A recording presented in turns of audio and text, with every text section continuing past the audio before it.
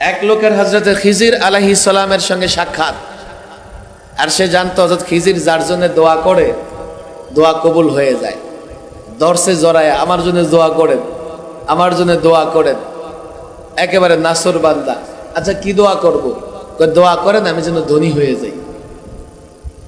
এই যে এখানে যারা আছে স্টেজে আমি সহ, কেউ যদি বলে হুজুর ধনী হতে চান কিনা 100 কোটি টাকা আপনাকে দিয়ে দেই, ভাই তাড়াতাড়ি দেন। আর এটা অবৈধ হারাম কিছু নয়। সম্পদ উপার্জন করা, সম্পদ থাকা, এটা দুনিয়ার একটা নিজাম আল্লাহ তৈরি করে দিয়েছে। আল্লাহ বন্টন করে দিয়েছেন, কাউকে ধনী কাউকে গরিব বানাবেন। সমস্যাটা হচ্ছে ধনী হতে হবে হালাল পন্থায়, বৈধ পন্থায়, আর সম্পদ খরচ করতে হবে হালাল পন্থায়, বৈধ পন্থায়। কথা ঠিক না বেঠিক? সে বলে আমারে ধনী বানায় দেন দোয়া করে। আচ্ছা ঠিক আছে, তুমি একটা মডেল নমুনা দেখাও, কার মতো ধনী হতে চাও, আমি দোয়া করে দেব, তুমি ধনী হয়ে যাও। আমাকে 24 ঘন্টা সময় দেন, আমি দেখি শহরে কার মতো ধনী হতে চাই। এবার ঢাকা শহরে গুলশান বনানীর লেকের পাড় দিয়ে হাঁটতেছে আর বাড়িঘর দেখতেছে, কার মতো ধনী হওয়া যায়। হঠাৎ দেখে সুন্দর একটা বাড়ি, দেখে সিদ্ধান্ত নিয়ে ফেলছে, আচ্ছা আমি এই লোকটার মতো ধনী হতে চাই। আবার চিন্তা করলো দেখি লোকটা কেমন, কি অবস্থায় আছে।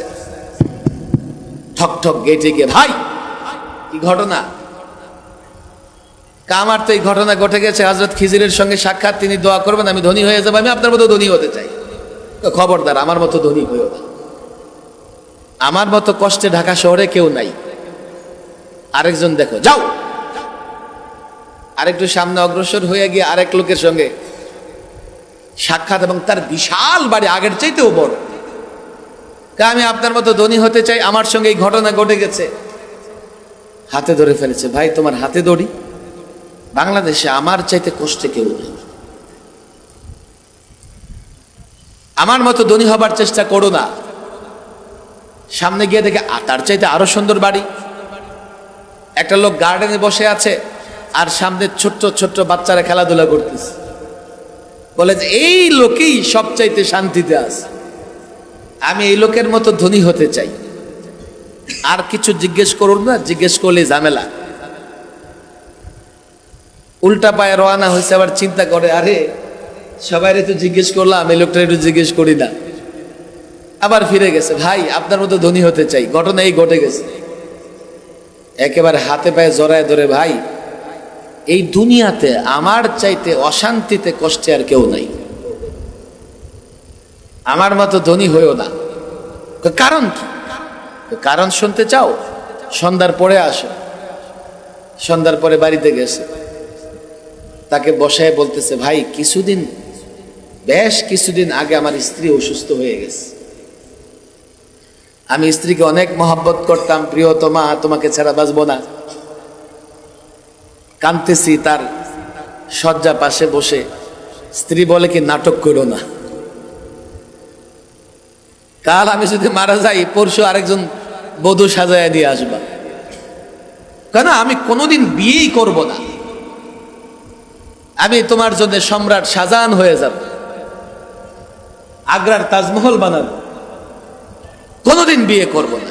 দেখো তোমাদের পুরুষ মানুষের ছল ছাতুরি আমরা বুঝি।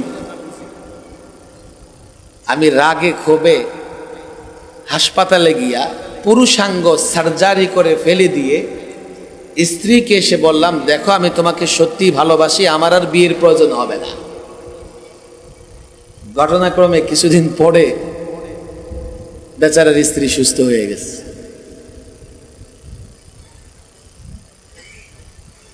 এখন অবস্থা কি, নিকাম্মার বউয়ের কি অবস্থা হবে চিন্তা করে। এই যে বাচ্চা কাচ্চা ফুটফুটে সুন্দর দেখতেছেন না, আপনার তো ভালো লাগতেছে? ভালো লাগবে না এত সুন্দর বাচ্চা কাচ্চা? আমি যখন এই বাচ্চাদেরকে দেখি আমার কলিজাটা ফেটে টুকরা টুকরা হয়ে যায়। কেন? আমার এই অবস্থার পরে ব্যভিচারের মাধ্যমে জারত সন্তান এগুলো। আরে আমেরিকা জারত সন্তান দ্বারা ভরে গেছে। তুমি আমেরিকার ফর্মুলা দিয়ে বাংলাদেশ কেমনে চালাইবা? ব্রিটেনে রাস্তায় রাস্তায় জেনা হয়,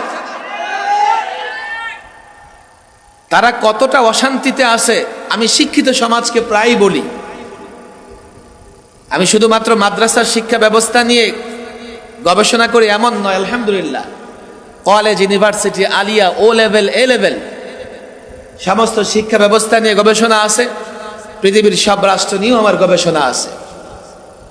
ইউরোপ আমেরিকার লোকেরা কতটা ভালো আছে এটা জানবার জন্য তোমাকে ইউরোপ আমেরিকা যেতে হবে না। তুমি তাদের লেখকদের বই পুস্তক পড়ো, না হয় তাদের বাস্তবতা জানবার চেষ্টা করো। আচ্ছা, আমি আপনাদের জিজ্ঞেস করি, বাংলাদেশে আত্মহত্যা করবার মতো রাষ্ট্র কোনো জায়গা তৈরি করে রেখেছে? আছে? নরসিংদীতে বলেন আছে? বেলাবতে আছে? পৃথিবীর উন্নত রাষ্ট্রগুলোতে আত্মহত্যার স্পট জায়গা করা আছে। আবার আত্মহত্যার জন্য আপনি কেমনে আত্মহত্যা করবেন? নিজে আত্মহত্যা করে অন্যকে ফাঁসিয়ে যাবেন না তো? এই জন্যে লিগ্যাল এইড, আইনি সহায়তা দেওয়ার জন্য ফ্রি সংস্থা আছে।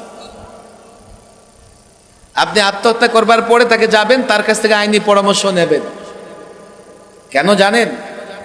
তাদের সব কিছু ওপেন, কিন্তু নাই শুধু শান্তি। একটা সময় সব পেয়েও যখন শান্তিটা পায় না, তখন তারা মনে করে এই জীবন আর রেখে লাভ নাই, আত্মহত্যা করে ফেলি। কোন ফর্মুলায় সংস্কার হবে? তোমাদের কাছে ফর্মুলা নাই। আমি পরিষ্কার বলি, স্কুল, কলেজ, ইউনিভার্সিটির ছাত্ররা, তোমরাও এবার রক্ত দিয়েছো, পরিবর্তন হয়েছে দেশ। আমি জানি তোমরাও চাও দেশকে পুনর্গঠন করতে। একটা ফর্মুলা আছে, সেটা হলো রাসূলুল্লাহর আদর্শ। কথা ঠিক না? তোমাদের যদি বুঝে না আসে, আলেমদের সঙ্গে বসো।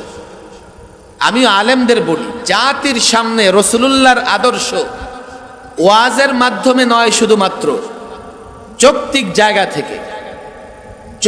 জায়গা থেকে বাস্তবতার নিরিখে রাসূলুল্লাহর আদর্শের প্রত্যেকটা বিষয়।